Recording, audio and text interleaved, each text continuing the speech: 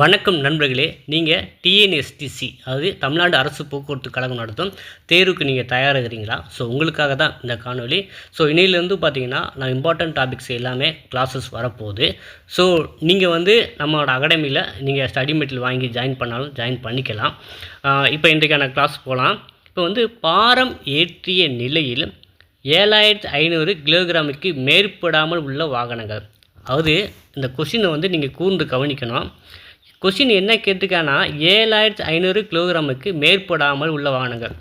சரிங்களா, 7500க்கு கீழே உள்ளது. ஸோ மேற்படாமல் போட்டிருக்காங்க. கீழே உள்ள வாகனங்கள்னால் அது என்னதுன்னா லைட் வெஹிக்கிள்ஸ், அது எடை குறைந்த வாகனங்கள். அப்போ பார்த்தீங்கன்னா 7500 கிலோமீட்டருக்கு மேலே தானே கேட்டிருக்காங்கன்ட்டு நீங்கள் ஹெவி வெஹிக்கிள் கொடுத்துடக்கூடாது. மேற்படாமல் அங்கிற வார்த்தையை நீங்கள் கவனிக்கணும். சரிங்களா, அப்போ அது கீழே உள்ள வாகனத்தை சொல்லியிருக்காங்க. சொல்லும்போது நமக்கு அது லைட் வெஹிக்கிள்ஸ், அது எடை குறைந்த வாகனங்கள். ஓவர் ஸ்டீரிங் எதனால் ஏற்படுகிறது? அது ஓவர் ஸ்டீரிங் எதனால் ஏற்படுகிறது அப்படின்னுருக்காங்க. அது பார்த்திங்கன்னா காற்றழுத்தம் அதிகமாக இருத்தால். சரிங்களா, ஓவர் ஸ்டீரிங் எதனால் ஏற்படுகிறதுனா காற்றழுத்தம் ஹை ஏர் ப்ரெஷரில் தான் ஓவர் ஸ்டீரிங் ஏற்படுகிறது. என்னென்னா காற்றழுத்தம் அதிகமாக இருத்தல் தமிழில். ஓகேங்களா, அது ஆப்ஷன் சி. அப்புறம் கொஸ்டினா நீங்கள் கொஸ்டினை கவனிக்கும் போது அது கூர்மையாக கவனிக்கணும். ஸோ என்ன கேட்டிருக்காங்க அப்படிங்கிற பார்க்கணும். கீழ்கண்டவற்றுள் எவை மேஜர் கண்ட்ரோல் வகை சார்ந்தது அல்லன்னு கேட்டிருக்காங்க. சார்ந்தது அன்னு கேட்கல, சார்ந்தது அல்ல. அப்போ மேஜர் கண்ட்ரோல் வகை சார்ந்தது அல்ல அப்படின்னா அது என்னென்னா ஸ்டீரிங் வீல் கிடையாது, கிளட்சி பெடல் கிடையாது, பிரேக் பெடல். இவை எல்லாமே major control. Steering wheel, clutch pedal, brake pedal, இப்போ இது எல்லாமே மேஜர் கண்ட்ரோல். அல்ல அப்படின்னு கேட்டனால அது இக்னிஷியன் சுவிட்ச். சரிங்களா, அல்ல அப்படிங்கிறது இக்னிஷியன் சுவிட்ச். சரிங்களா, அப்போ உங்களுக்கு தெரியும். அப்போ கொஸ்டினை நல்லா கவனிக்கணும். ஏன்னா ஒரு மதிப்பிலேயே வாய்ப்பை தவற விட்டாங்க நிறைய பேர் இருக்காங்க. அதனால தான் இந்த கொஸ்டினை எப்படி கவனிக்கிறதுக்கும் அப்படிங்கிறது உங்களுக்கு நம்ம கிளாஸஸும் பண்ணுறோம். அடுத்து அப்புறம் வாகனம் ஓடிய தூரத்தை அறிந்து கொள்ள டேஷ்படி உள்ள மீட்டர்.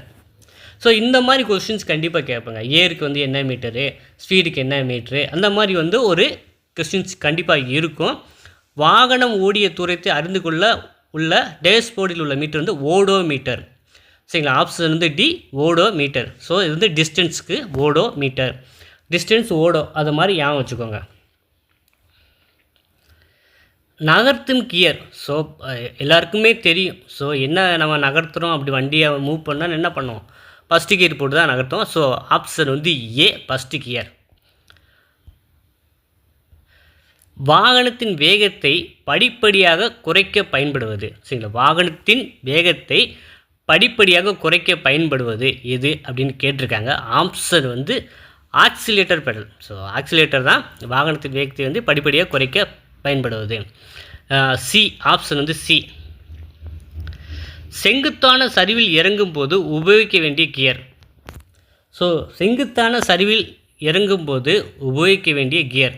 சரிங்களா, இது செகண்ட் அல்லது ஃபஸ்ட்டு. சரிங்களா, நம்ம கீழே வரோம், கீழ் நோக்கி வரோம், சரிவில் நம்ம இறங்குறோம் அப்படின்னா ஃபஸ்ட்டு அண்டு செகண்டு, இல்லை செகண்டு அப்படி கூட சொல்லலாம். First gear and second gear, இல்லை செகண்ட் கியர் இல்லை ஃபஸ்ட்டு கியர் அப்படி சொல்லிக்கலாம்.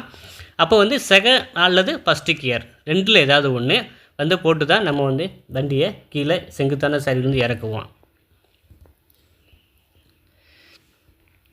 அப்புறம் ஒரு கொஸ்டின் கேட்டிருக்காங்க 8. வாகனத்தை பின்புறம் செலுத்தி இணையாக நிறுத்துவதற்கு தேவைப்படும் இடைவெளி. சரிங்களா, ஸோ வண்டியில் ரிவர்ஸில் பண்ணிட்டு இணையாக நிறுத்துவதற்கு தேவைப்படும் இடைவெளி அப்படின்னு கேட்டிருக்காங்க. அது 1.5 வாகன இடைவெளி அப்படின்னு சொல்லியிருக்காங்க. ஸோ 1.5 வெஹிக்கிள் ஸ்பேஸிங் சொல்லியிருக்காங்க. அது 1.5 வாகன இடைவெளி. ஒரு வாகனம் தடம் மாறும்போது கடைபிடிக்க வேண்டிய பாதுகாப்பு முறை என்ன?